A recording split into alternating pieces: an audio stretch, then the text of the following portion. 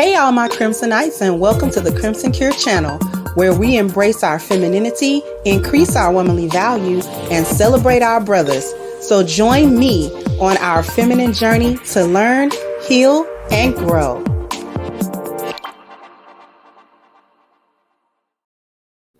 Hey there, my Crimsonites, and welcome to my channel where I'm your host, femininity coach, and author of The Crimson Cure. And this is my perspective. And then I want to welcome you to yet another review of Co-Parenting with the Sperlings.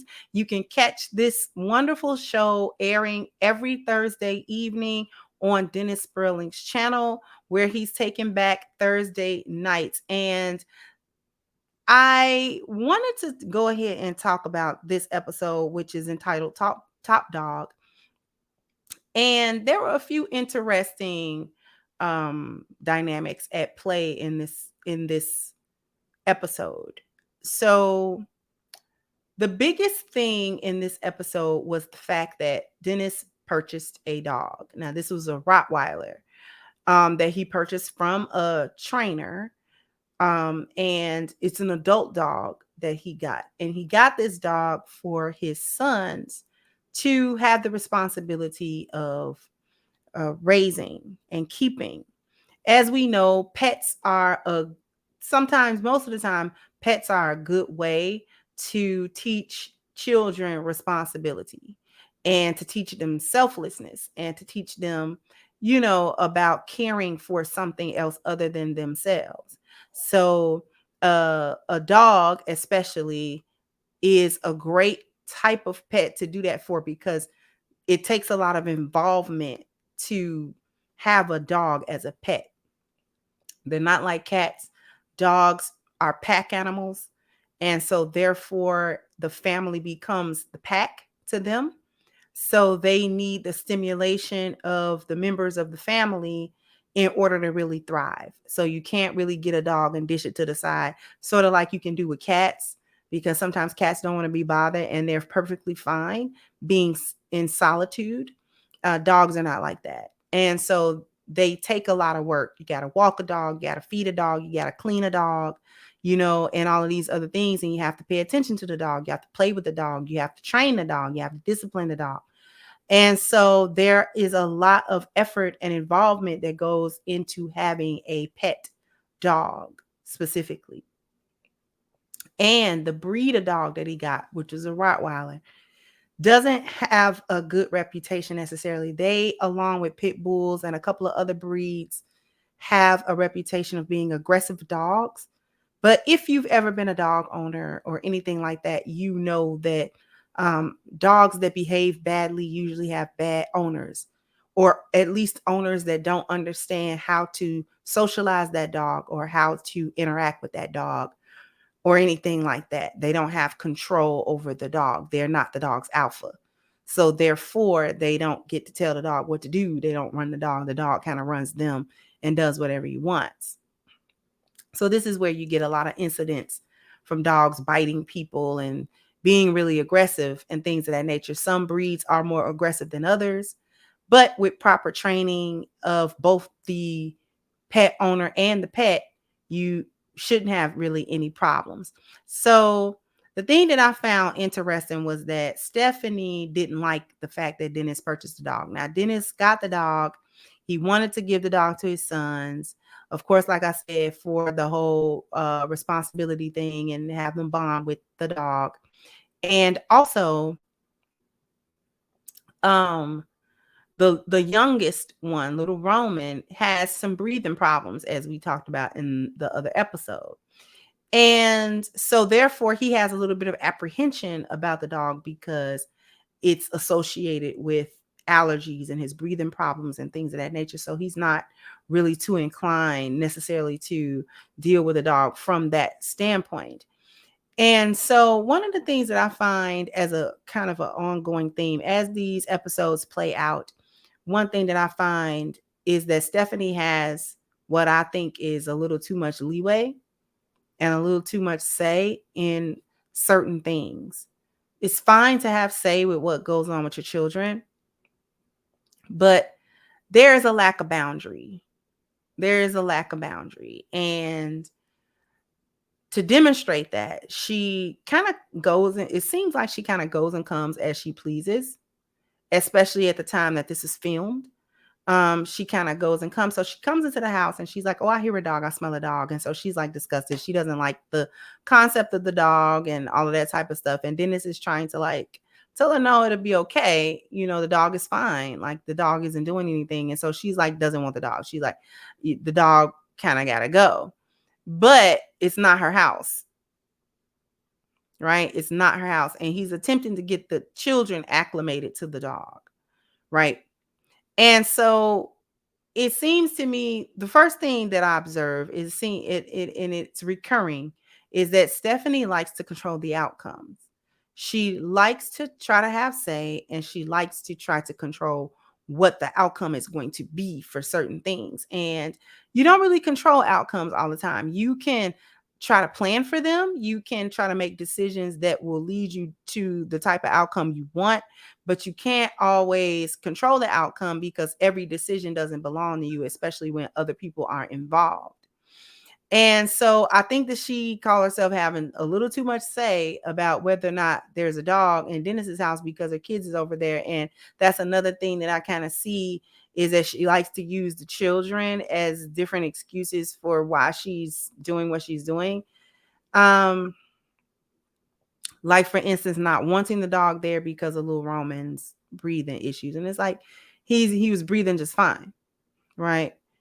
And so the lack of boundary, she's not respecting a boundary because honestly speaking, as I'm watching these episodes play out, Dennis is not setting a boundary that Stephanie will respect.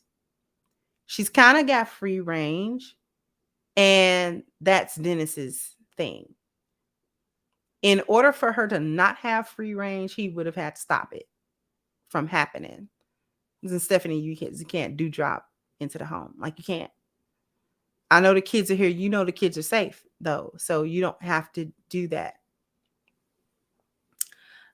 So those are just observations that like I said, as these episodes play out, I'm sort of seeing this dynamic of enmeshment that's a little too much for a divorced couple that's co-parenting. There is good co-parenting where we're on the same page, and then we're still kind of operating like a family, like a married couple, because they're always going to be family, but we kind of operating like an estranged married couple rather than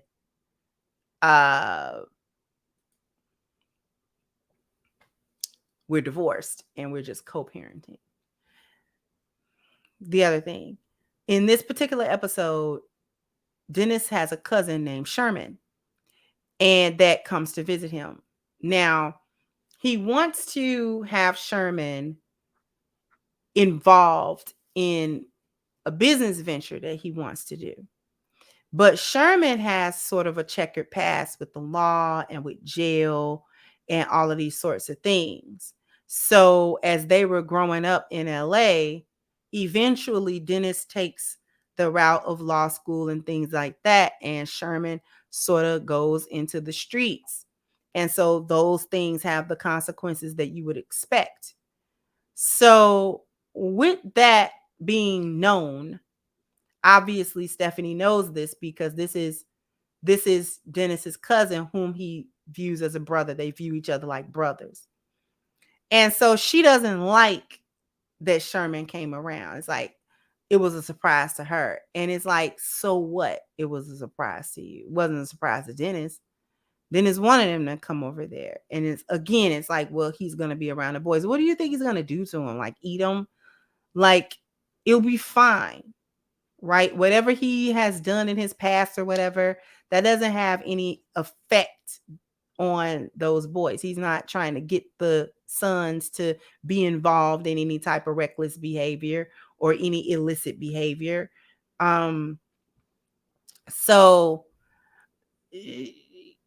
Stephanie likes permission to be asked of her, and she disguises that as having discussions surrounding the children, but she likes for permission to be asked of her. She basically wants Dennis to ask her if he can do X, Y, and Z, even if she's even remotely the children are involved. She thinks that she should be directly involved. And again, that is a blurring of the boundaries. We have children together, but our lives are no longer enmeshed. And that's part of the issue, though, because their lives are sort of enmeshed, is what is beginning to become apparent in these episodes. And so I find it to be interesting because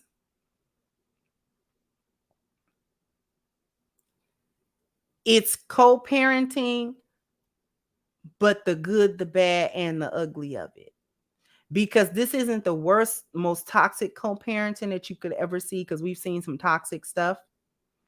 But it's not the roses either. It's not the roses either. There are thorns here in this rose bush that we're starting to see more clearly as these episodes play out. She's the custodial parent, but what you realize is that he has to sort of work around it with extracurricular activities with the boys just to get to see them regularly and to get to interact with them regularly. So if we were just watching the show, it looks like he's with them every day. But the reality of it is that she's the custodial parent. So he's actually not with them every day. And we get to see that again with the dog in this episode, because he takes the dog and brings it to Stephanie's house. Now, she doesn't like that because she doesn't like the dog. But the reasoning that Dennis gives her actually lets the audience know what is really what. He says, well, the children aren't with me, they're with you. And so if I keep the dog at my house, they can't really get acclimated. They'll take care of the dog, and I bought the dog for them. So they're here the majority of the time. So the dog should be here with them. So now it's done in a comical way because he just kind of lets the dog go and the dog just decides to go into the house or whatever. So it's not really a whole lot she can do about it because she doesn't want to get rid of the dog because the kids are kind of warming up to the dog or whatever. So, but that conversation gives us more of the reality of what this co-parenting situation is like. As the custodial parent, she has the children majority of the time, and they're with her when she works at school, which is about to change, as we can see in these other episodes. So once you watch it, as usual, the link to the episodes will be in the description box so that you can go to the channel and subscribe and watch each episode. New episode drops every Thursday, right? But I want you to start paying attention to some of the dynamics, because it really is co-parenting. And once you kind of look over the sort of humorous moments and things of that nature, you can kind of understand, if you listen to the context of the conversations, we can get a clearer picture of how this co-parenting is going. It's okay. But like I said, there's thorns in the rose bush, right? All right. So what you want to do is jump down in the comment section, like, share, subscribe to the channel. Also subscribe to Dennis's channel and check out the show Co-Parenting with the Sperlings. All right. Once again, I'm your hostess, The Crimson Cure, and this was my perspective. Bye-bye, Crimsonites.